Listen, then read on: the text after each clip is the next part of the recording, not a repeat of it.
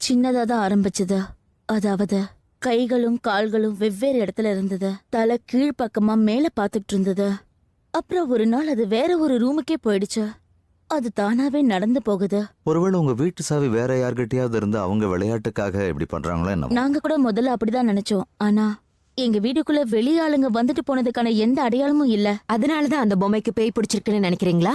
ஆமா, இத பத்தி இவ ஒருத்தர்கிட்ட பேசியிருக்கா.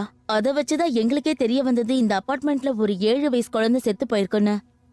அவ தனியா இருந்திருக்கா. என் பொம்மை வேற அவளுக்கு பிடிச்சிருந்தது. அவ ஃப்ரெண்ட்ஸுக்காக ஏங்கி இருந்திருக்கா.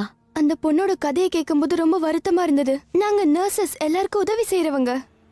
அதனால பொம்மைக்குள்ள போறதுக்கு அவளுக்கு நாங்க அனுமதி கொடுத்தோம். ஒரு நிமிஷம், என்ன சொன்னீங்க? அவ பொம்மைக்குள்ள புகுந்து எங்களோட வாழணும்னு ஆசைப்பட்டா. நாங்க சரின்னு சொல்லிட்டோம். ஆனா அதுக்கப்புறம்